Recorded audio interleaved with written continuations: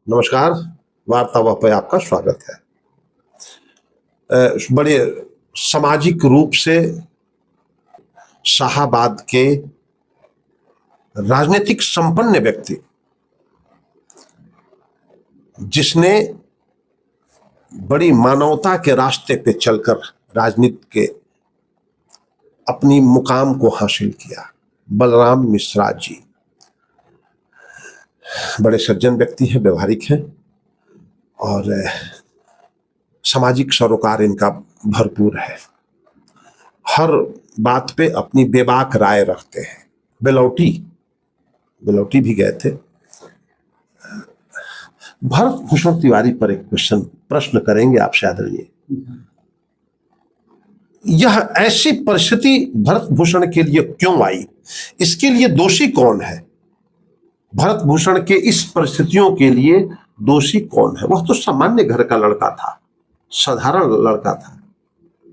देखिए, सबसे पहले तो आपके चैनल को, आपको, आपके दर्शकों को मैं धन्यवाद देना चाहता हूं।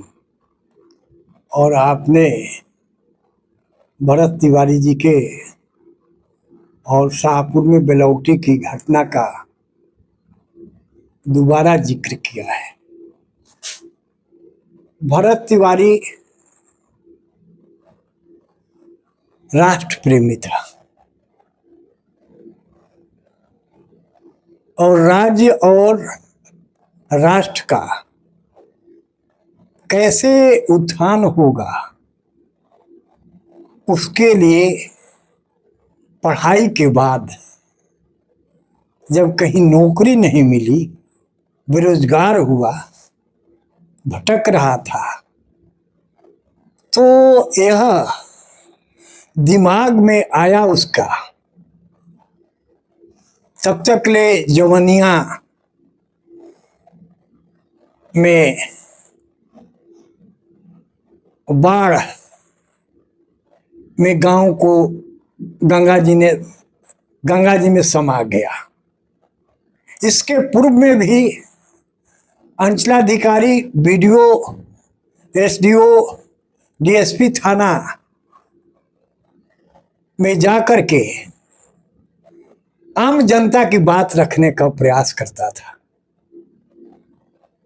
और कभी साल 2 साल पहले जो वीडियो हमने देखा था, प्रशासन ने उसको प्रोत्साहित भी किया था उसके अच्छे कार्यों के लिए, उसके अच्छे कार्यों के लिए।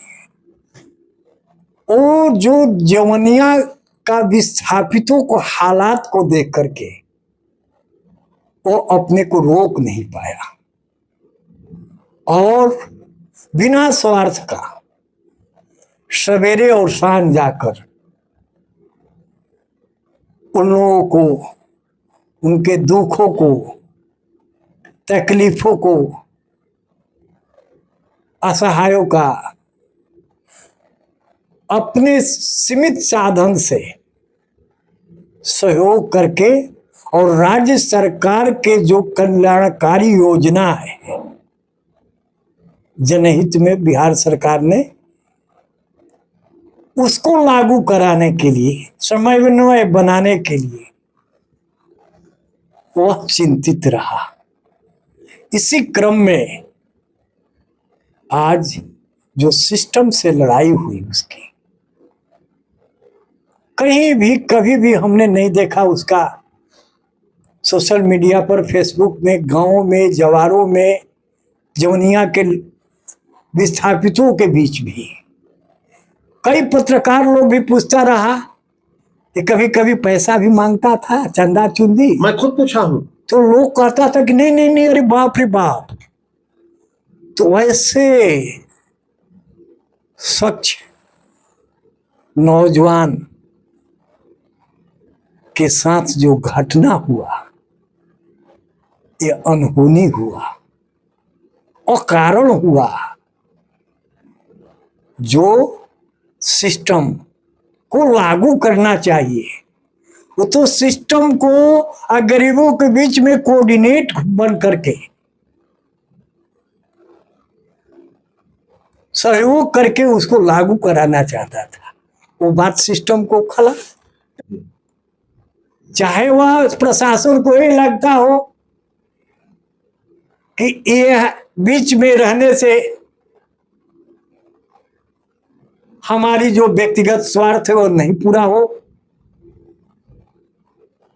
हमारी निजी जो स्वार्थ है वो हम नहीं पूरा कर सके, इसलिए एसडीओ डीएसपी सरकार को, बिहार सरकार को उसके प्रति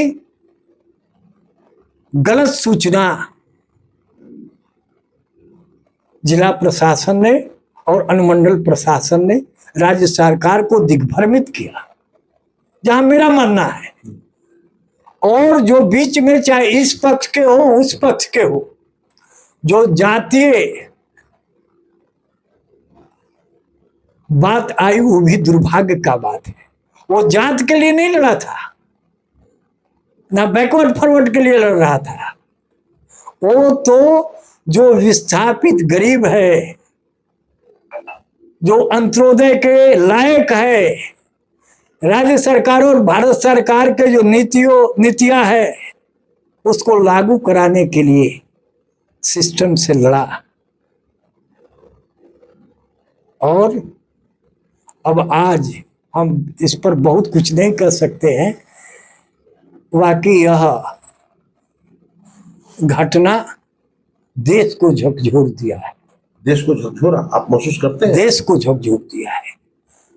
वह उसका जो अपना पूंजी है, जो उसका नियत नीति था, जो सोच था, वो सब लाइफ में, फेसबुक में, चैनलों पर सब अंकित है। इसलिए देश ये जान के नहीं गया कि एक अमुक आदमी ने इस तरह का किया, उसका जो सोच था पूरा देश ने कहा कि जाति हुआ है। नीति और नियत वो पाक साफ आम आदमी ने महसूस किया, तब इतना जन समर्थन मिला। इसको तो अब न्यायिक जांच आयोग काम प्रारंभ कर लिया है। मैं इस पर बहुत टीका टिप्पणी नहीं करना चाहता हूं। राज्य सरकार ने तत्काल न्यायिक जांच का आदेश दिया और कार्य भी प्रारंभ हो गया है। और आयोग से मैं इतना जरूर अपील करना चाहता हूं कि घटना से संबंधित जो भी टेक्नोलॉजी साक्ष्य है, डिजिटल साक्ष्य जी, उसको भी बढ़िया से खंगाले और वहां जो प्रत्यक्षदर्शी हैं उनसे भी विमर्श कर करके एक ऐसा विचार आना चाहिए, आने वाले दिन में सरकार को ऐसे परिस्थिति से जूझने में मदद मिले और सरकार अपने सिस्टम को, जो अनियंत्रित हो गया है, सिस्टम अनियंत्रित हो गया है। आप बड़ी बात कह रहे हैं। मौजूदा सिस्टम, जो बात सही है उसको मैं कर रहा हूं, अनियंत्रित नहीं रहता तो इस तरह का घटना होने की कोई संभावना ही नहीं है। यदि एसडीओ के यहाँ और डीएसपी के यहाँ ऑफिस में वो उसको नहीं अपमानित करते, प्रताड़ित करते तो हथियार नहीं वो खरीदता। इसकी भी जांच होनी चाहिए। व्हाट इज रीजन, माने किस परिस्थितियों में भरत भूषण को हथियार उठाना पड़ा। पहले तो कभी हथियार नहीं उठाया था। मौजूदा व्यवस्था ऐसा नहीं है कि जमनिया का घटना एक दिन का वारदात है। देखिए, गंगा के कटाव पे मैं गार्जियन बात कर रहा हूँ। हाँ, गंगा का कटाव एक दिन में नहीं हुआ है। सन 14 से कटाव का कार्य प्रारंभ है और प्रशासनिक लापरवाही के चलते लगभग 200 घर, 200 नहीं, लगभग 350 घर गंगा में समाहित हुए। तो प्रशासनिक उदासीनता तो 14 से ही चल रही है। 14 से ही चल रही है। और उसके बाद भी जब बाढ़ से प्रभावित लोग हुए तो राज्य सरकार को या जिला प्रशासन को, वह उस गांव में जो भी इससे प्रभावित लोग हैं, चाहे वो किसी भी जात के, सबके साथ एक रूपता का व्यवहार करना चाहिए। लेकिन हुआ नहीं है गार्जियन। हमारे वार्तावाह पर इसकी रिकॉर्डिंग है, मैं कैमरा पे कह रहा हूं, मेरे वार्तावाह पर जमनिया के पीड़ित बोले हैं कि वहां ब्राह्मण, भूमिहार और यादव को सरकार के तरफ से समय पर नहीं मिला है कोई सहयोग।